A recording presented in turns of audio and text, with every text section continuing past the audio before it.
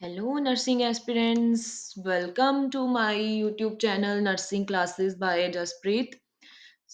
आज मैं आपके लिए लेकर आई हूँ टॉप 20 एमसीक्यूज जो कि है रेस्पिरेटरी सिस्टम के ऊपर।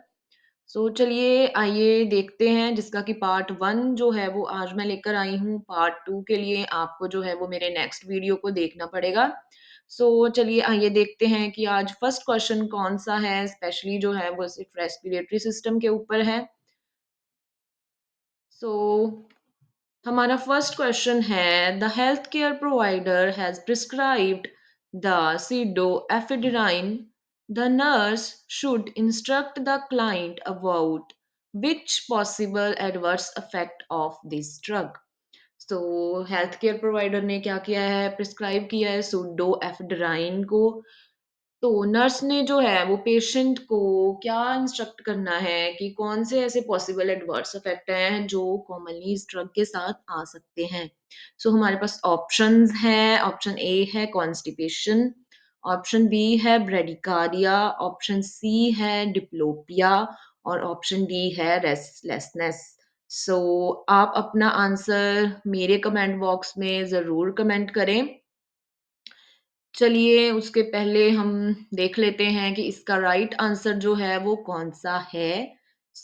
इसका जो राइट आंसर है that is answer D which is restlessness, जो कि एक कॉमन सीएनएस साइड इफेक्ट है सेंट्रल नर्वस सिस्टम का, जिसकी स्यूडोएफेड्राइन की वजह से होता है। So the most common CNS effect of pseudoephedrine include restlessness, dizziness, tension, anxiety and weakness. ये जो सारे एडवर्स इफेक्ट हैं ये सीएनएस से रिलेटेड हैं और जो सीडोएफिड्राइन के कार्डियोवास्कुलर एडवर्स इफेक्ट हैं वो हैं tachycardia, hypertension, palpitations and arrhythmias. ये था हमारा फर्स्ट क्वेश्चन जिसका कि आंसर हम मैं आपको बता चुकी हूँ। चलिए आइए देखते हैं हमारा सेकंड जो है वो कौन-सा क्वेश्चन है। The nurse has assisted the healthcare provider at the bedside with insertion of a left subclavian triple lumen catheter in a client admitted with lung cancer who suddenly become restless and tachypneic. What should the nurse do next? देखिए एक client है, एक patient है जो कि जो nurse है जिसके कि सेंट्रल लाइन डाल रहे हैं पेशेंट को, ठीक है, असिस्ट कर रही है वो हेल्थ केयर प्रोवाइडर को। तो उसमें क्या है सडनली जो है वो रेस्टलेसनेस हो गई है और टैकीपिनिया हो गया उसको। तो नर्स क्या करेगी? हमारे पास ऑप्शंस ए हैं असेस ब्रेथ साउंड्स, क्या नर्स ब्रेथ साउंड्स असेस करेगी? ऑप्शन बी है कैथेटर को क्या हम रिमूव कर देंगे? ऑप्शन सी है रिपोजिशन करेंगे क्लाइंट को। तो चलिए आइए देखते हैं कि इसका जो है वो करेक्ट आंसर क्या है। So the correct answer is option A. जैसे कि हमें सब पता है कि हमें जब इस तरह के क्वेश्चंस जो हैं वो उनका आंसर करना होता है तो हम क्या करते हैं कि हम जो है वो नर्सिंग डायग्नोज से पहले की जो चीजें हैं वो फॉलो करते हैं। ओके, फर्स्ट हमारा जो नर्सिंग प्रोसेस का पार्ट होता है दैट इज असेसमेंट। उसी हिसाब से हम असेसमेंट को जो है वो प्रायोरिटी देंगे ताकि हम फर्दर पेशेंट्स के बाकी साइन एंड सिम्पटम्स को जो है वो हम देख सकें, हम असेस कर सकें कि उसको कौन-सी और जो सिम्पटम्स हैं वो आ रहे हैं। तो इसलिए जो फर्स्ट है वो नर्स जो रिलेटेड सिम्पटम है वो असेस करेगी। ऑप्शन ए है इसका आंसर जिसमें कि वो बायलेटरल ब्रेथ साउंड जो है उसको सबसे पहले असेस करेगी।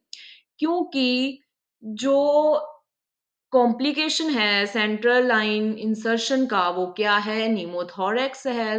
जैसे ही नर्स बायलेटरल ब्रेथ साउंड्स को असेस करेगी, पता चल जाएगा कि वो डिमिनिश्ड हैं, अनलेबर्ड हैं कि कैसे हैं। उस हिसाब से जो है वो इंक्रीज़ आएगा रेस्पिरेटरी स्टेटस में, रेस्पिरेटरी रेट में पेशेंट के और जो ड्रॉप आएगा ऑक्सीजन में, जिसकी वजह से जो है वो पेशेंट को क्या होगी? इरिटेबिलिटी होगी। तो यही एक रीज़न है कि हमें सबसे पहले असेसमेंट करनी है।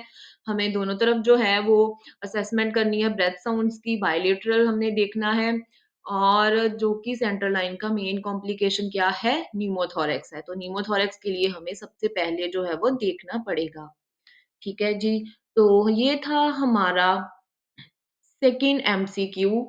चलिए आइए देखते हैं हमारा नेक्स्ट कौन-सा एमसीक्यू है। So, when assessing a client with asthma, which findings would most likely indicate the presence of respiratory infection? ESMA का क्लाइंट है जिसमें कि हमने इन्फेक्शन का जो है वो साइन ढूंढना है। तो इन सारी ऑप्शंस में से कौन-सा ऐसा साइन है जो बेसिकली इंडिकेट करेगा कि पेशेंट में जो है वो रेस्पिरेटरी इन्फेक्शन जो है वो प्रेज़ेंट है? तो option A productive cough with yellow sputum, option B bilateral expiratory wheezing, option C chest tightness and option D respiratory rate of 30 breaths per minute. So आप अपना आंसर मेरे कमेंट बॉक्स में ज़रूर कमेंट करें। तो चलिए आइए देखते हैं कि इसका राइट आंसर कौन-सा है। तो इसका राइट आंसर है option A productive cough of yellow sputum is most likely indicator of respiratory infection and the other findings suggest asthma attack। जो रिमेनिंग फाइंडिंग्स हैं वो एस्मा अटैक को, ये भी आप इसमें नोट कर लीजिए कि जो रिमेनिंग फाइंडिंग्स हैं अगर आपको फर्दर किसी एमसीक्यू में पूछा जाता है तो जो रिमेनिंग फाइंडिंग्स हैं वो एस्मा अटैक्स को जो है वो इंडिकेट कर रही हैं, बल्कि अभी की हमारी जो प्रायोरिटी है वो क्या है? Productive cough of yellow sputum. Okay, so ये था इसका राइट आंसर। चलिए आइए देखते हैं हमारा नेक्स्ट एमसीक्यू कौन-सा है। सो हमारा नेक्स्ट एमसीक्यू है the nurse is assessing a client with chronic obstructive pulmonary disease, COPD का क्लाइंट है, which finding required immediate intervention. कौन-सी ऐसी फाइंडिंग्स है इन ऑप्शन में से जिसको कि नर्स को इमीडिएट फ़ॉलो अप करना पड़ेगा? सो ऑप्शन ए है distant heart sound, option B है डिमिनिश्ड लंग साउंड या फिर ऑप्शन सी है इनएबिलिटी टू स्पीक और ऑप्शन डी है पर्स लिप ब्रीथिंग। सो आप अपना आंसर कमेंट बॉक्स में ज़रूर कमेंट करें। सो चलिए आइए देखते हैं कि इसका जो है वो राइट आंसर कौन-सा है। इसका जो राइट आंसर है that is inability to speak. Inability to speak क्या इंडिकेट कर रही है? रेस्पिरेटरी डिस्ट्रेस को, जो कि पेशेंट में असेसमेंट के ड्यूरिंग पता चल रहा है कि पेशेंट जो है वो बोलने में उसको तकलीफ हो रही है। सो पेशेंट में क्या हो रहा है? रेस्पिरेटरी डिस्ट्रेस हो रहा है, जो कि एक सीवियर और काफ़ी ही जो डेंजर साइन है। अगर रेस्पिरेटरी अरेस्ट हो रहा है, रेस्पिरेटरी डिस्ट्रेस हो रहा है पेशेंट में, तो इट कुड इंडिकेट कि पेशेंट में जो है वो उसके डेंजर में है पेशेंट। पेशेंट को हमें क्या है इमीडिएट फ़ॉलो अप करना पड़ेगा। तो जिसका हम फर्दर फिर उसी के हिसाब से जो है वो हम पेशेंट में जो है इंटरवेंशंस जो हैं वो परफ़ॉर्म करेंगे।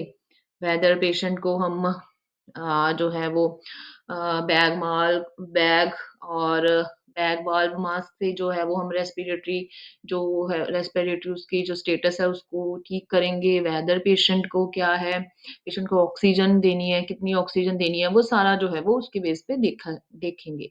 सो ये थे हमारे आज के MCQs. So thank you for watching my channel and please मेरे चैनल को लाइक एंड सब्सक्राइब ज़रूर करें और शेयर भी करें सारे नर्सिंग स्टूडेंट्स के साथ, सारे जितने भी नर्सिंग कैंडिडेट्स हैं।